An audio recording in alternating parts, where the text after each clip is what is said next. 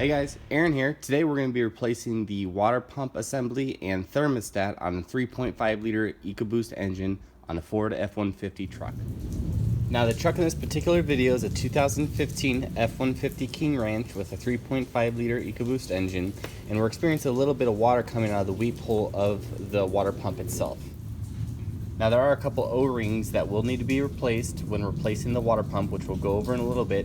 And it's not critical to replace the thermostat when you are replacing the water pump, but since they're so close together, we might as well do it at the same time. So before we begin, let's go over the parts and tools we're going to need to get the job done. Alright guys, so we'll need a good 6-inch extension, a 15mm socket, a 10mm socket, an 8mm and a 7mm socket, 1/4-inch wrench, some channel locks. I'm going to be using my handy little power ratchet. It's a handy tool, makes the job go by so much quicker. I'll go ahead and throw a link in the description if you're interested about how much this is and where you can purchase it. I'm going to go ahead and need a flat blade screwdriver, some penetrating oil. We'll also need some seals. If you want to go ahead and replace your thermostat, you can go pick one of those up. Seal for the thermostat. We're going to have a thermostat assembly to water pump seal, and then we're going to need to replace 2 crossover pipe seals, which we'll get into a little bit. I'll go ahead and include a link in the description of where you could purchase all this for the best price. Then we're going to also need 3 gallons of Ford approved coolant. So the first thing we need to do to gain access to the water pump and thermostat assembly is to remove the intake, the upper radiator hose, and the charge pipe for the driver's side turbo.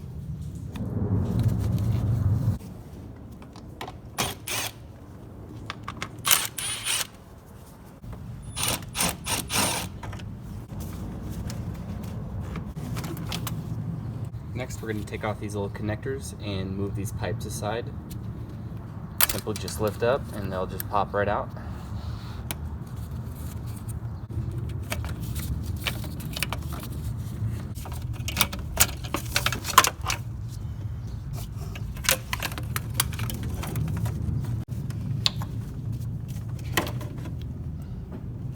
Next, we're going to go ahead and remove the intake pipe for the passenger side turbocharger. There's one little connector down here that you could just simply pull up and pop off.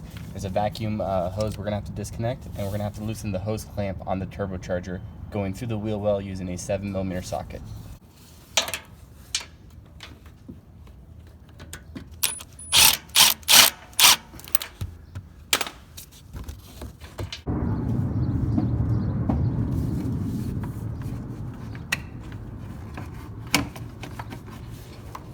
Kind of swing it up out of the way. Next, we're going to remove the charge air pipe off of the throttle body. Going to do a 7mm socket at the throttle body, down below to the intercooler, a 7mm socket, and then we also got to remove the wiring harness that's attached to it.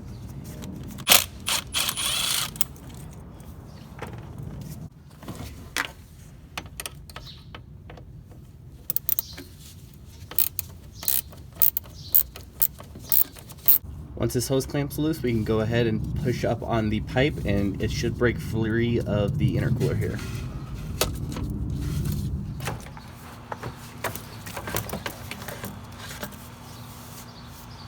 Next, let's go ahead and remove the throttle body using an 8mm socket. Remove the 4 screws and the connector going to it. Just take a flat blade screwdriver and pull out on the red tab. Once you do, go ahead and depress the center of the connector and it'll come right out.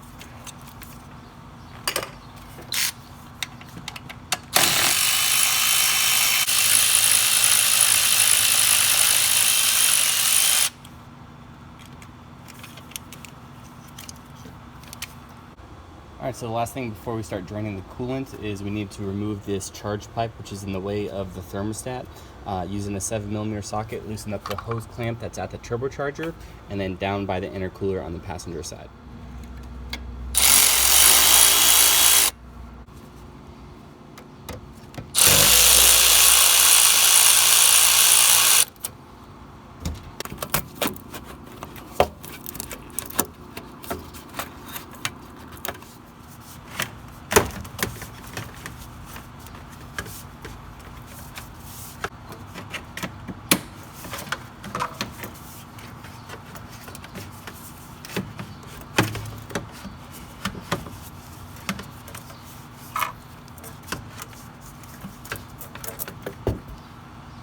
now that all the necessary intake piping has been removed, it's time to drain the water out of the cooling system. Go ahead and remove your cap. And go ahead and open up the drain cock that's on the driver's side radiator lower part. The cap is red. Take a flat blade screwdriver and simply turn it. So at first it's a little hard to find the radiator drain, but if you look at the main turbocharger outlet on the driver's side, here's the frame rail. And if you look, you'll see the red drain right there.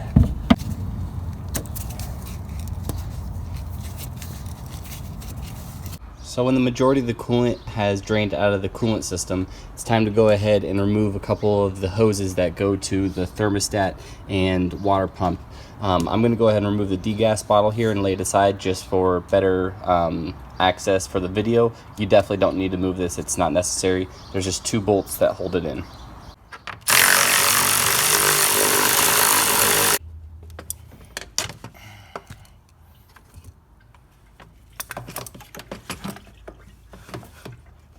So now with everything out of the way, we finally have access to the hoses and remove them from the thermostat assembly. There's a total of 4 hoses that we need to remove. Upper radiator hose, lower radiator hose. We got this little heater hose down here, and then we have a vapor line right here at the top. Now one little tip is if you take some WD-40 and you spray them on the hose where the connection is, it makes the hose clamp slide down the hose so much easier, and you won't be fighting yourself removing the hose clamp from the crimp area.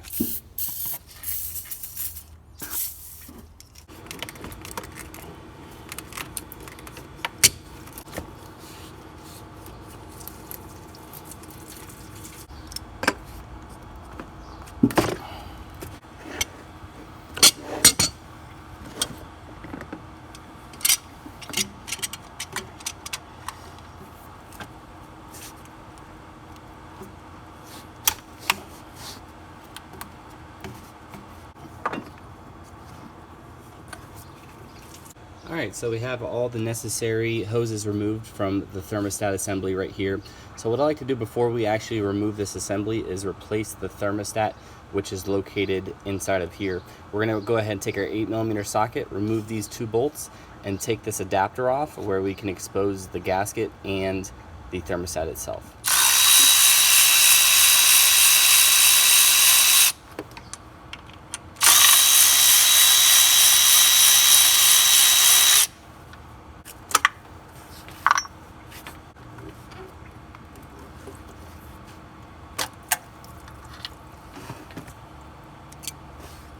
There we have it. Now that the old one's removed, we can go ahead and put the new thermostat in. The thermostat is going to go in this way, and then we're going to follow up with our O-ring right behind the thermostat.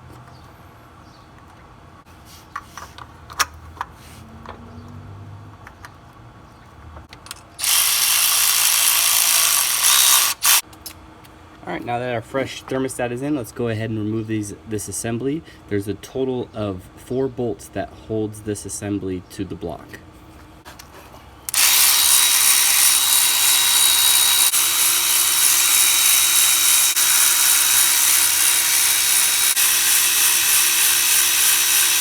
Alright, so now that we got all 4 bolts out of the assembly right here, it's time to pull the assembly out. It's important to note though that there is a pipe, an intermediate pipe, about 1.5 inches in diameter, that goes from this assembly all the way back underneath the intake manifold to a crossover pipe to the cylinder heads.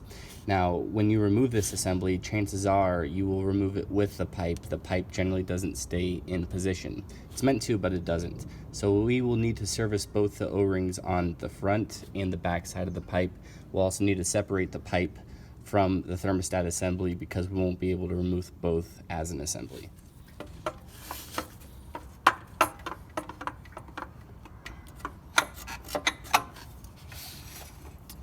And here you can see the pipe.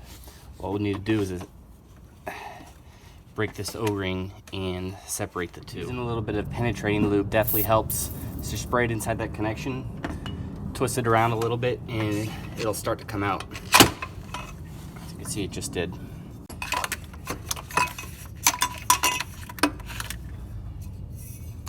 can see an O-ring here, and on the other side, the same O-ring. I'll go ahead and include these part numbers in a link in the description so you know where to purchase them. Alright, now that we got that out of the way, it's time to go ahead and remove the belt. But before we do, let's go ahead and loosen the bolts, the 4 10mm bolts that holds the pulley onto the water pump.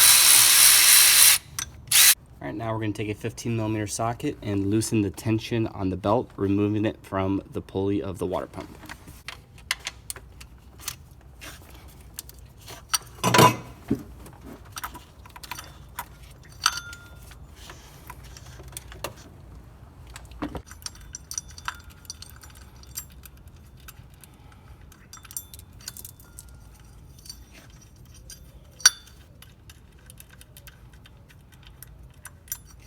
Now at last we can remove the 7 8mm bolts that hold the water pump to the block.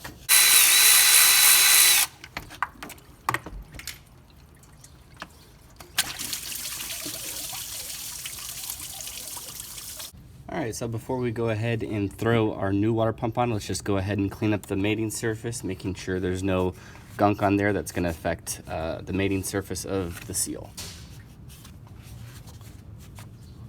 Okay, so before we install our new water pump and gasket assembly, I like to go ahead and throw a little bit of grease inside this hole. There is an O-ring that is inside of here, and it presses onto a tube on the lower side of the block, and that grease is just going to aid that O-ring from sealing, and it's also going to make sure it doesn't get damaged on that pipe when we torque down our bolts.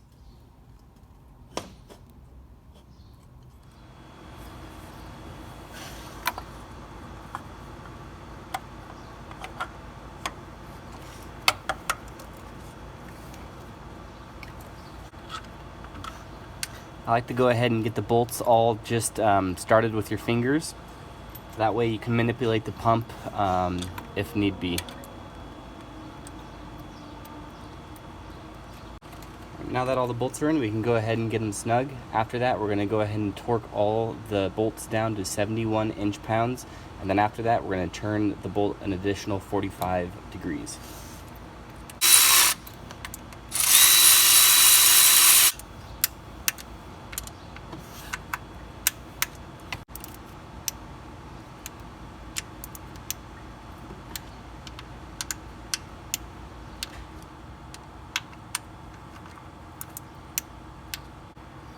After our pump is done, we can go ahead and install the pipe, but first we're going to need to replace the O-rings on both sides of this intermediate tube, followed by some grease on those O-rings.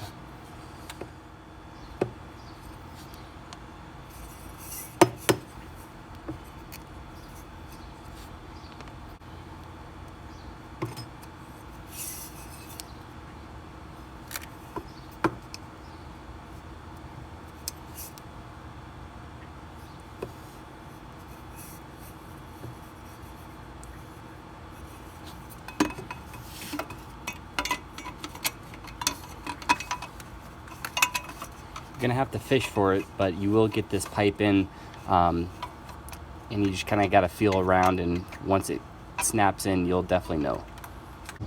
Alright, so I went ahead and installed the pipe. One little tip is you could actually take your hand in the back of the intake manifold and help guide that pipe in. It's going to seem hard at first, but once you got it in the right position, it simply slides in.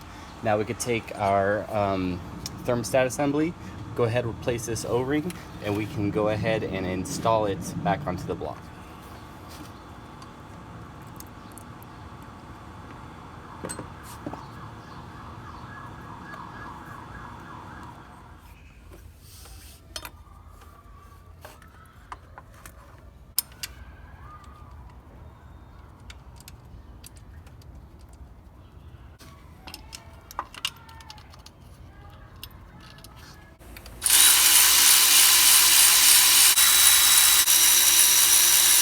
Now from here, it's pretty much reverse procedure, starting with the installation of our new pulley and serpentine belt.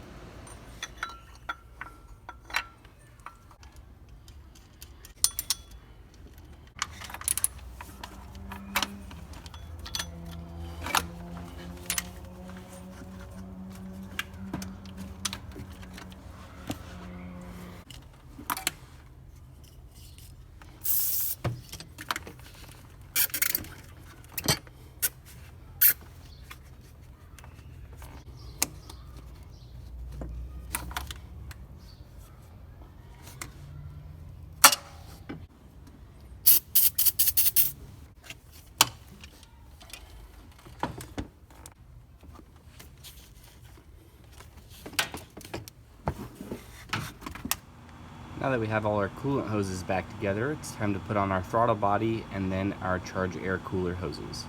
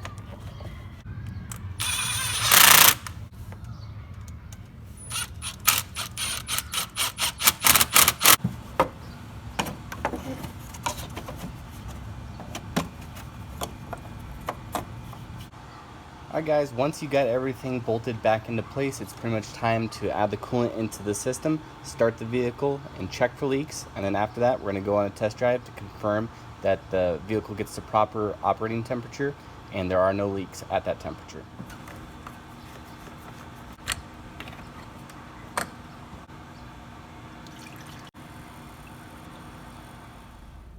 So I just finished up with a test drive and we no longer have any leaks, thank God. So hope this video has helped you out. If it has, please like and subscribe. Make sure to check the links in the description for the tools and parts I used in this video. Thanks again as always for watching, and I'll see you next time.